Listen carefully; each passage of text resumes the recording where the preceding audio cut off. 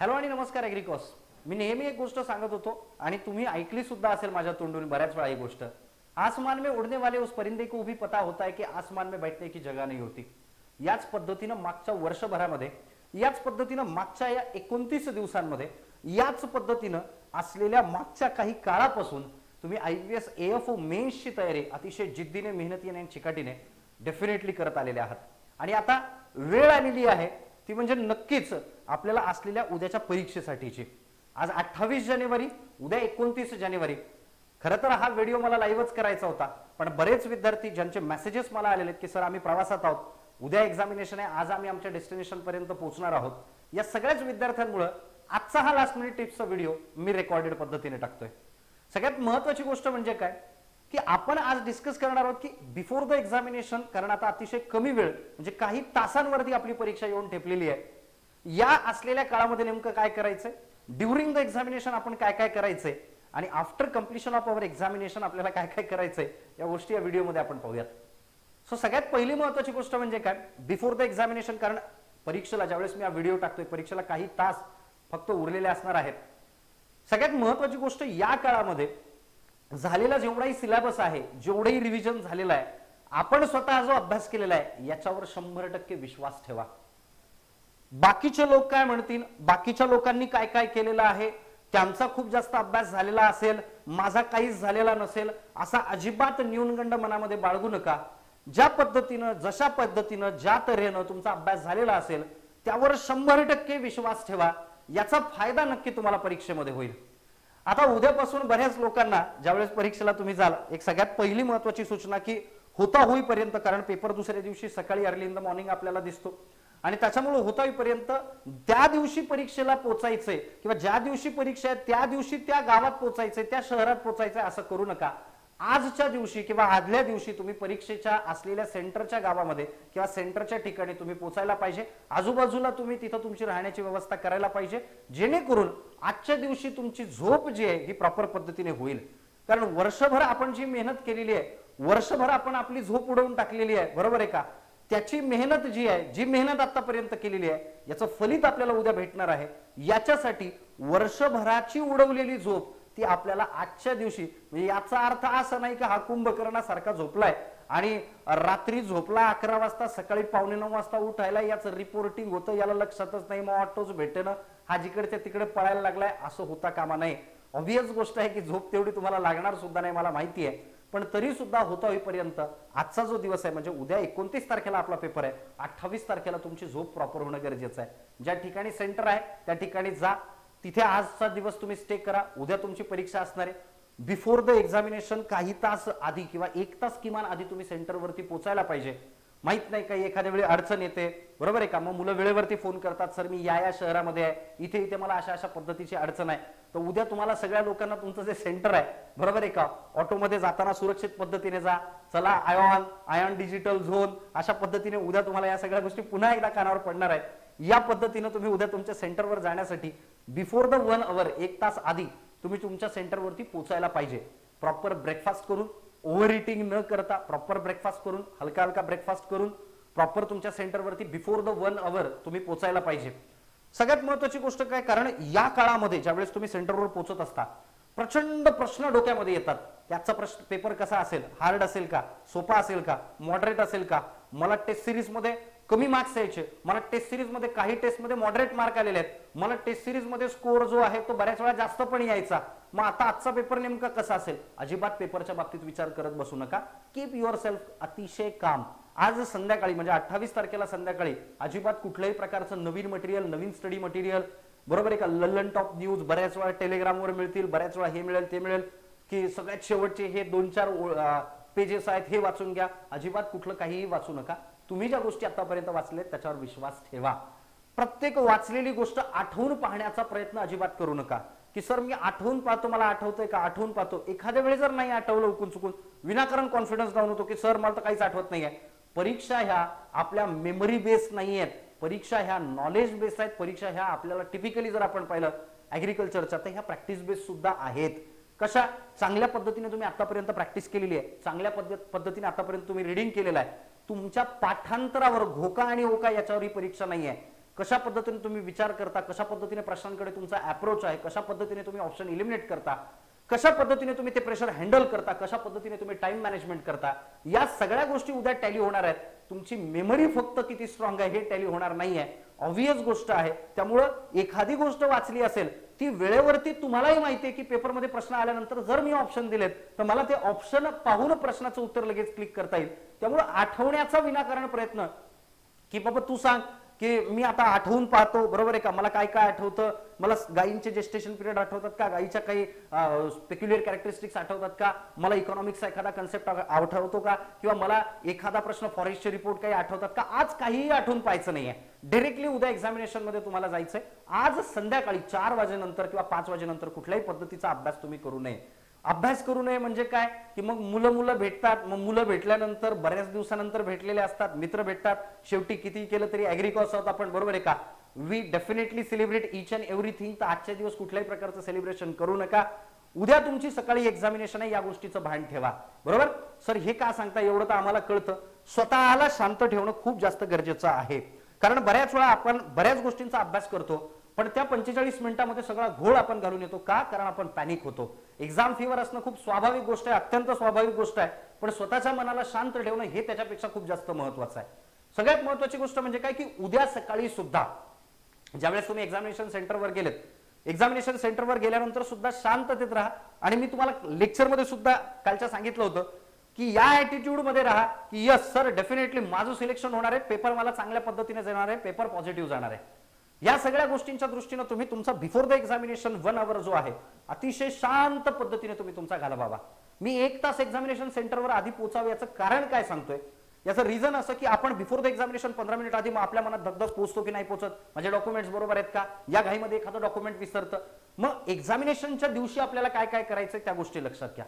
सगळ्यात पहिल्यांदा एक्झामिनेशनच्या दृष्टीनं म्हणजे 29 तारखेला सकाळी सगळ्यात पहिलं काय काम करायचं आहे आपल्याला, जर समजा आपण पेपर सॉल्व्ह करत असू, एक्झामिनेशन हॉलमध्ये आपण गेलो, पेपर सॉल्व्ह करतोय, आपण सॉल्व्ह करताना बऱ्याच वेळा असं होतं की पहिले 2-3 प्रश्न अवघड वाटतात आणि ते कळतच नाहीत आपल्याला. अशा सिच्युएशन मध्ये पॅनिक होऊ नका. जे प्रश्न तुम्हाला अवघड जात आहेत, तुम्ही पाहिलं असेल की प्री एक्झामिनेशनचा चांगला अनुभव आलाय की एखादा टॉपिक किंवा एखादा सब्जेक्ट किंवा एखाद्या टॉपिकचं जसं समजा उदाहरणार्थ सेटिंग अरेंजमेंट किंवा पझल जर आपल्याला अवघड आहे तर ते सगळ्यांनाच अवघड आहे. जर पेपर डिफिकल्ट वाटत असेल तर तो तुम्हालाच डिफिकल्ट नाही, सगळ्या गावाला डिफिकल्ट आहे, सगळ्या जनतेला डिफिकल्ट आहे. त्यामुळे त्या बाबतीत घाबरू नका की पेपर अवघड मलाच गेला का, पेपर सोपा आला तर पेपर मला एकट्याला सोपा गेला का, असं अजिबात नाहीये. पेपर डिफिकल्ट आला सगळ्यांसाठी डिफिकल्ट असेल, मॉडरेट आला सगळ्यांसाठी मॉडरेट असेल. आपल्या इथे अशा पद्धतीने कधीही नसतं की अच्छा पेपर या शिफ्ट मध्ये आपला IBPS AFO मेन्सचा पेपर कधीही होत नाही, एका शिफ्ट मध्ये सगळा पेपर होतो. त्यामुळे नॉर्मलायझेशन होईल किंवा या गोष्टी होतील असं अजिबात होणार नाहीये. म्हणजे सांगण्याचं तात्पर्य जो प्रश्न तू सोडवलायस तोच प्रश्न बाजूचा आपण कुठे ना कुठे सोडवणार आहे. क्वेश्चन मात्र फक्त थोडेसे शफल केलेले असतात, बरोबर आहे का. या पद्धतीने विचार करावा लागणार आहे की पेपर हार्ड येऊ सोपा येऊ कसा येऊ, जसा मला जातोय तसा बाकीच्यांना जाणार आहे. त्यामुळे पेपर जर थोडे पहिले 2-3 प्रश्न आपल्याला दिसले, ते डिफिकल्ट दिसले की आपण लगेचच पॅनिक होतो, मला तर काहीच नाही राहिलं, एवढा अवघड पेपर असतो का. स्वतःला शांत करा. पहिले 1.5 मिनिटं तुम्ही पेपरमध्ये पेपर चालू झाल्यानंतर अजिबात काहीही करू नका. इन द सेन्स प्रश्न पहा, टिक करू नका, प्रश्न पहा, अच्छा थोडे रॅन्डम क्वेश्चन चेक करत चला, थोडे रॅन्डम क्वेश्चन चेक करत चला, पहा प्रश्न कशा पद्धतीचे. घाबरू अजिबात नका, कारण पहिल्या 1 मिनिटामध्ये आपल्याला स्टॅबिलिटी येणं खूप जास्त गरजेचं आहे. 45 मिनिटांमध्ये 60 प्रश्न सोडवायचे आहेत.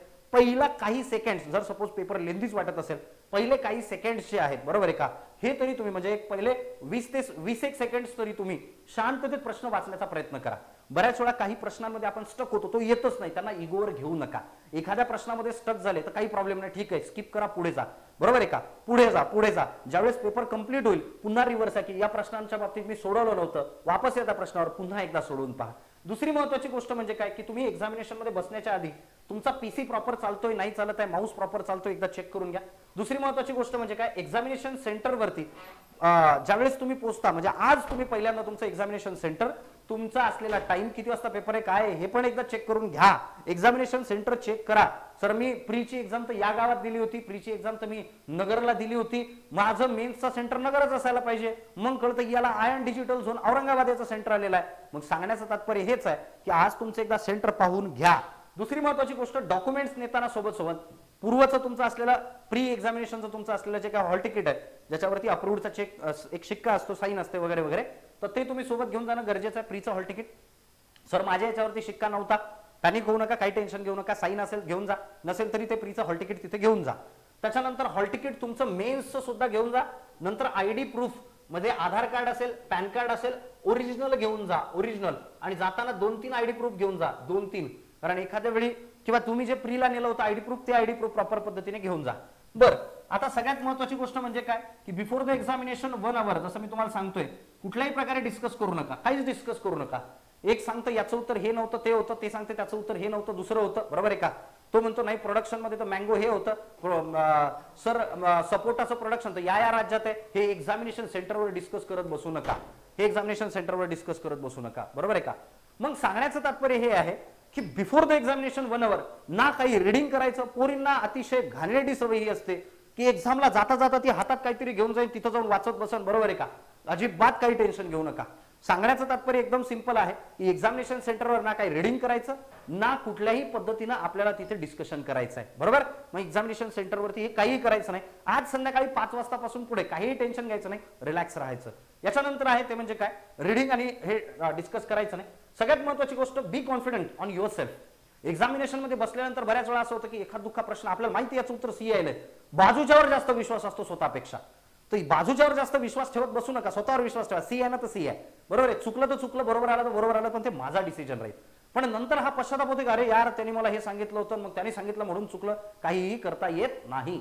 बी कॉन्फिडंट ऑन युअर सेल्फ, बरोबर आहे का. बाजूचे दिसत जरी असतील, बरोबर आहे का, लई हुशार जरी वाटत असेल तर ते हुशार असेलच याची गॅरंटी नाही आहे, बरोबर आहे का. नाही हा बऱ्याच काळापासून अभ्यास करतोय, अरे ते तर नवीन आहे, फ्रेशर आहे, बरोबर आहे का. अरे ही मुलगी, हिला चष्मा, ही लईच हुशार दिसते, बरोबर आहे का. अरे हे पोरग फॉर्मल घालून आले, हे लईच हुशार आणि शांत दिसायला बॉस, बरोबर आहे का. असं कधीही नसतं, लक्षात घ्या.